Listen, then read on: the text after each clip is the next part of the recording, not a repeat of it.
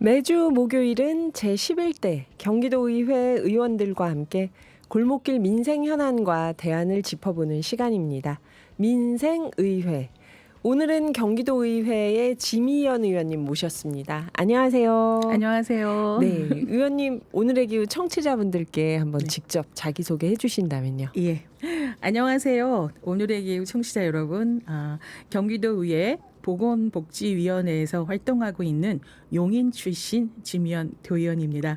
저는 용인시 수지구 상현 1동하고 상현 3동을 지역구로 하고 있고요. 전반기에는 경기도의 예산과 조직을 총괄하는 기획재정위원회에서 위원장을 맡았었으며 후반기에는 복지 현장과 도민의 삶을 챙기는 보건복지위원회에서 위원으로 활동하고 있습니다. 간만에 라디오 방송 출연이라든지 잘해야겠다는 생각과 실수하면 안 된다는 생각으로 좀 떨리기도 하고요. 또 청취자분들과 만난다는 생각에 설레기도 합니다. 하지만 오늘 방송 열심히 준비한 만큼 최선을 다하겠습니다. 네, 반갑습니다. 의원님 반갑습니다. 저희가 의원님 양력을 보니까 사범대학교 그러니까 네. 선생님이 꿈이셨다고요. 네, 맞습니다. 그랬는데 어떻게 정치를 하시게 된 걸까요? 네, 제 어릴 적 꿈은 교단에 서는 것이었습니다. 저도 우리 선생님처럼 멋있고 훌륭한 선생님이 되고 싶어서 그래서 그 길을 준비하고 사범대학을 졸업했습니다. 근데 어쩌다 보니까 제가 아이가 셋이어요. 아하, 그래가지고 네. 사범대학을 졸업하기도 했고 또 이렇게 아이 셋을 키우다 보니까 아이들의 교육 환경에 아무래도 자연스럽게 관심이 가게 네, 되더라고요. 특히 초등학교 자녀를 두셨던 분들이면 저를 같은 공통점이겠지만 등하굣길을 이렇게 함께 하다 보면은 비 오는 날이면 우산 두 개가 서로 교행하지 못하는 그렇게 네. 좀 비좁은 통학로가 있고 또 어떤 데는 또 더욱이 또 인도도 없는 길을 아이들이 걷는 모습이 눈에 들어오더라고요. 그래서 네.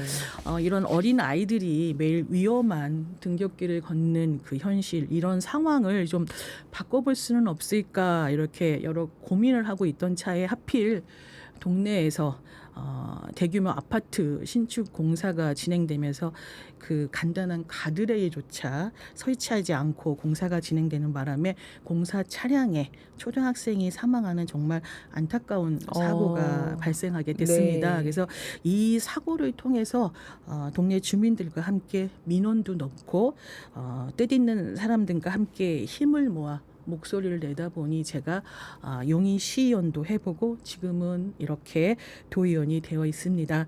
아이가 안전하게 학교 갈 수 있는 그러한 길을 만드는 일, 그 소박한 시작이 저의 지금을 만들었다고 생각합니다. 그래서 지금도 도민의 생활 속에서 함께하는 생활 정치를 하려고 하고 있습니다. 그러게요. 선생님도 어머니도 다 누군가를 키우고 보호하고 양육하는 역할을 하는 거니까 이 연장에서 어떤 생활 정치로 도의원을 시작하신 거네요. 네, 맞습니다. 그래서인가 최근에 간병제도 건의안을 발의하셨다고 들었습니다. 요거 배경을 좀 설명해 주신다면요. 네. 혹시 우리 사회자님 주변에는 혹시 편찮으신 분 안 계시죠. 계셨나요? 계시죠. 네. 아마도 이 가족 중에 많이 편찮으셨던 분이 계셨던 분들이라면 아마 아실 거예요. 이 간병비가 얼마나 좀 부담스러운지를 이렇게 제가 지역구를 다니다 보면 네. 주민들께서 이제 이렇게 말씀을 해주세요.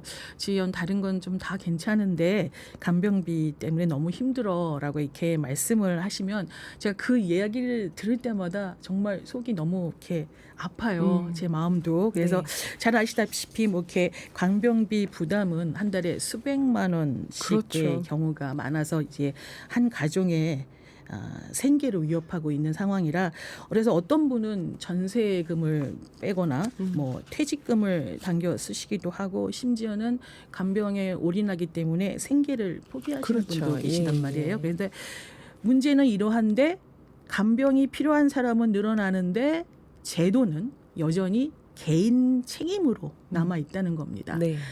국가가 요양이나 돌봄에는 일부 지원하지만 대부분의 간병은 개인과 가족에게 전적으로 맡기고 있는 상황이거든요. 그러네요. 네, 그래서 저는 이번에 민간보험과 공공제도가 혼합된 복합 간병 체계 도입을 촉구하는 건의안을 발의했습니다. 네. 좀 상세하게 설명드린다면 민간 보험에 공공성을 부여하는 거죠. 그러니까는 보험료의 소득 공제를 좀 증가시킨다거나 네. 아니면 보험료의 인상률을 좀 억제한다든지 하는 공공성을 부여하고 그다음에 소득이 어려운 분들께는 국가가 전담하는 국가 간병 제도로 이렇게 복합 간병 체제 도입을 촉구하는 건의안입니다.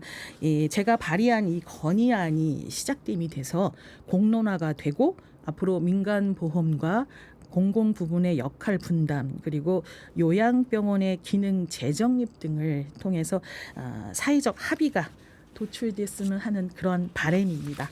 이거는 정말 많은 분들이 반가워할 만한 일입니다. 진짜 입원 환자들 가족 중에서는 병원비보다 간병비가 더 많이 나오는 경우들도 있고 하니까. 네. 그런데 이게 접근성, 도시에서는 어느 정도 그림이 그려지는데 접근성이 낮은 농촌이나 소외 지역, 여기서 간병 서비스를 해결할 수 있는 방법은 뭐가 있을까요? 그러게요. 지금 잘 아시다시피 농촌과 소외 지역은 그 의료 자원과 교통 인프라가 부족해서 네. 아무래도 그 간병 서비스의 접근성이 낮지요.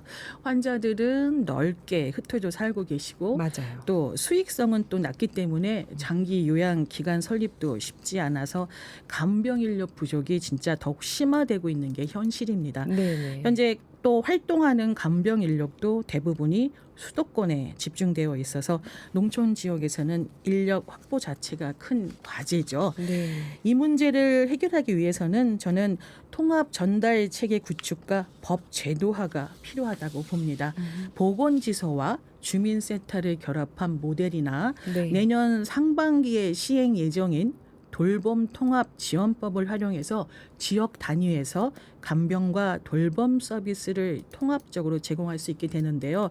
그와 동시에 국가와 지자체가 표준화된 간병 교육 과정을 마련한다거나 권역별 인력 순환 파견제와 수당, 주거 지원 등의 인센티브를 통해서 농촌 지역으로 부족한 인력을 유도할 수 있다고 봅니다. 네. 또 잘 아시는 그 정보통신 기술 역시 중요한 대안이라고 보는데요.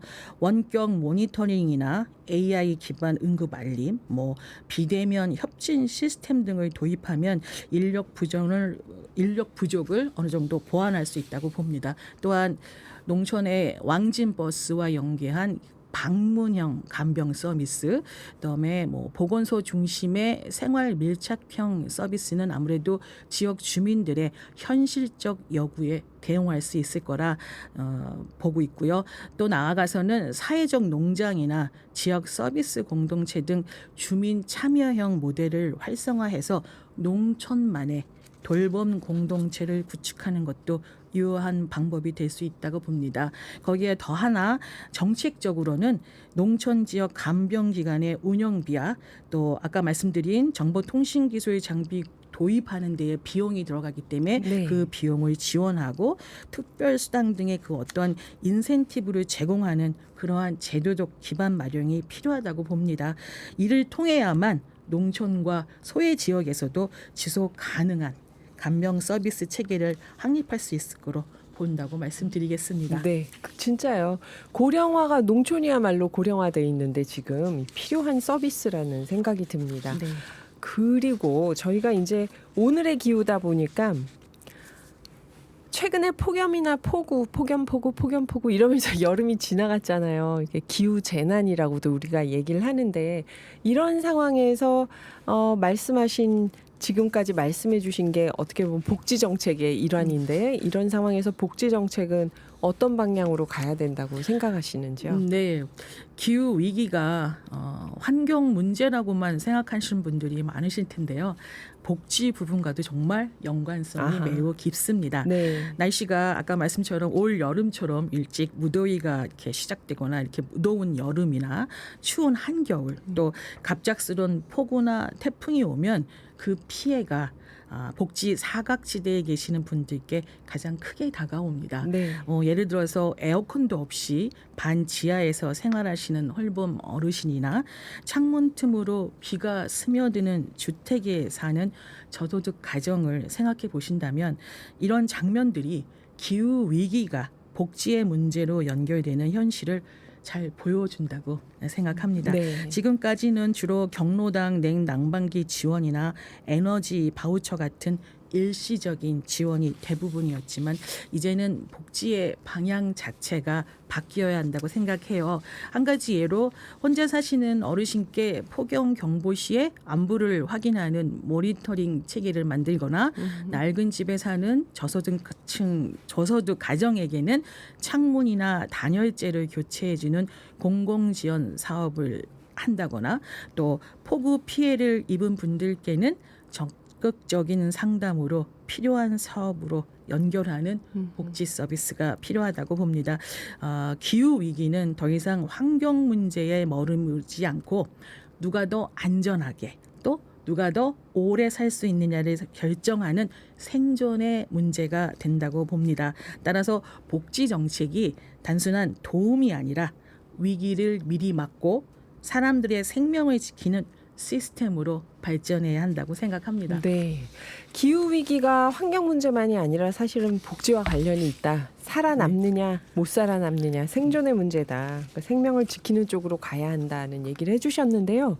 그 고령화 저출생이 지금 빠르게 진행되다 보니까 우리 사회가 우리가 알고 있는 것보다 훨씬 더 빠르게 구석구석 바뀌었다는 게 느껴질 때가 있어요. 근데 의원님 지금 기후 위기와 관련해서도 복지 방향이 바뀌어야 된다고 말씀하셨는데 이런 사회 변화에서도 복지 정책이 바뀌어야 된다면 어떻게 변화해야 된다고 보시는지요? 네, 저는 한마디로 복지의 개념이 단순히 힘든 사람을 도와주는 것에서 네. 지속 가능한 사회를 위한 투자로 바뀌어야 한다고 생각합니다.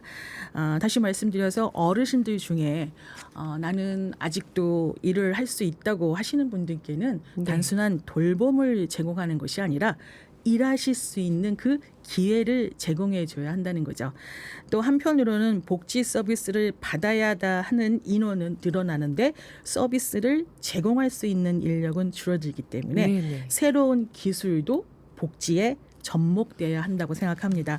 홀봄 그 어르신의 외로움을 덜어주는 그 AI 말법 서비스라든지요. 네. 또 복지 담당자의 업무를 줄여주는 자동화된 상담 행정 시스템 등 해서 이제는 복지와 기술이 더하기로 함께 가야 하는 시대라고 봅니다. 그래서 저는 경기도 사회복지 인공지능 서비스 조례를 준비하고 있습니다. 부연 설명드린다면 인공지능이 사회복지 영역에 도입되어 있고 또 앞으로 계속 증가할 것인데 이걸 좀 더 안전하게 이용하고 네. 또 관련 종사자들의 교육과 관련 산업을 선도할 수 있도록 명문화시키자는 것이었거든요. 그래서 도민 한 분 한 분의 상황에 맞는 첨단 맞춤형 복지 기반을 만드는 첫걸음이 될 수 있도록 열심히 준비하고 있습니다. 앞으로의 복지는 더 이상 약자만을 위한 것이 아니라 그러니까 약자에게는 또 더욱 맞춤형으로 다가가야 할 것이고요.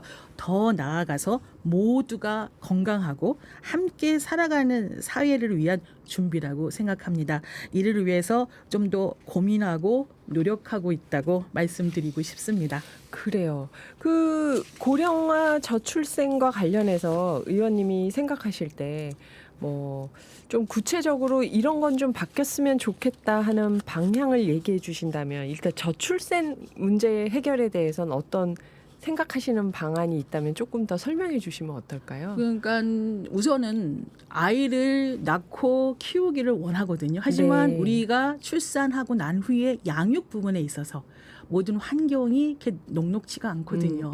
아무래도 주택 문제라든지 집을 사야 된다는 문제 그렇기 때문에 결혼을 또 해야 하는가서부터 시작이 되거든요. 그렇죠. 젊은 남녀가 만나서 결혼을 하고 가정을 이루고 또 아이를 본다는 게 가장 인간적인 기본적인 저는 행복이라고 생각합니다. 제가 아이가 셋이 있어서 그런지 네. 몰라도 그렇기 때문에 사랑하는 사람과 아이를 낳고 그 키우는 것에서 사회가 어느 정도 제도적으로 뒷받침을 해줘서 그런 것에 고민하지 않고 자기의 어떤 능력을 발휘할 수 있게끔 우리 국가가 사회가 좀 더 전폭적인 지원을 해줘야 한다고 생각합니다. 함께 키워야 된다. 그렇죠. 사회가. 그래요. 의원님이 복지가 힘든 사람 도와주는 것에서 지속 가능한 사회를 위한 투자로 바뀌어야 된다고 말씀하시니까 요거는 요즘 젊은 세대들이 더 많이 동의할 수 있는 개념이 아닐까 하는 생각이 들어요. 그러니까 복지가 앞으로 사회가 발전하는 어떤 그 씨앗을 만드는 쪽으로 복지가 가야 된다는 말씀이시잖아요. 네. 저희가 지금 의원님 사실 간병비부터 시작해서 관심 가는 정책들을 많이 말씀하셔서 이 얘기를 좀 더 하고 싶은데 그래도 의원님 용인시에서 활동하시는 지역구 도의원이시라 저희가 지역 민생에 대해서도 좀 여쭤보고 싶습니다. 애초에 정치 시작을 그 아파트 공사장에서 가드레일 설치 안 하면서 초등학생이 세상을 떠나는 일 때문에 지역 주민들하고 같이 대책 마련하다가 이렇게 정치를 하게 됐다 하셨잖아요. 그만큼 지역구 활동에 애정이 많으실 것 같은데 기억에 남는 일이 있다면 어떤 거였을까요? 네, 뭐 다양한 게 있겠지만 그래도 제 지역구는 이렇게 아이들을 키우는 학부모 세대가 많으셔가지고 네. 그 등한굣길 안전에 대한 민원이 좀 유독 좀 많이 들어와요. 그래서 그거에 대한 기억이 좀 큰 게 하나 있는데 그 중에 하나가 상영고등학교 앞에 그 횡단보도 문제를 해결했던 일입니다. 네. 학교 앞 삼거리에 보행자 동시 신호가 도입되었지만 그 기존의 직선형 횡단보도가 그대로 유지되면서 차량하고 학생들이 막 엇갈리는 위험한 상황이 자주 발생했거든요. 네. 근데 이제 어느 날 이제 뜻밖의 변화가 시작이 됐어요. 상영고등학교 그 학생 자치회 학생들이 그들 스스로 우리가 다니는 길이 좀 더 안전했으면 좋겠다고 하면서 직접 서명 운동하고 캠페인을 벌인 겁니다. 네, 학생들이 직접요. 네, 그래서 어찌나 그 모습이 기특하고 대견한지 저도 함께 아침에 등굣길에 나가서 같이 서명도 받으면서 아이들과 마음을 모았습니다. 그래서 학생들은 그 서명서를 경찰서에 전달했고 네. 저는 그 목소리를 담아서 도의회에 공식 청원을 제출했습니다. 네. 그래서 그 결과 대각선 횡단보도가 설치가 되고 지금은 아이들, 학부모, 선생님 모두가 안심하고 학교를 오갈 수 있게 됐죠. 또 무엇보다도 그 참여한 학생들로부터 네. 본인들이 이렇게 모여서 한 일이 실제로 변화가 되고 이루어지는 것을 볼 때 너무 신나요라고 얘기를 하고 제가 들었을 때 가장 뿌듯했었고요. 다시 한번 또 제가 느꼈죠. 정치는 거창한 것이 아니라는 거. 아이 한 명을 조금 더 안전하게 통학할 수 있게 하는 일상생활 속의 변화라는 것을 제가 더욱 느꼈습니다. 그래서 앞으로도 시민들의 작은 불편을 살피고 일상에서 변화를 이끌어내는 생활 정치인의 역할을 다하고자 합니다. 네. 그 학생들 중에서 또 우리 의원님을 따라 지역 도의원 그렇죠. 네, 이렇게 네. 또 어딘가 인터뷰에서 어떻게 정치를 하시게 됐나요 하면은 그때 지미연 의원님하고 같이 이런 청원을 했습니다 하는 그런 학생이 나올 수도 있겠네요. 네, 환영합니다. 반기고 그러게요. 있고요.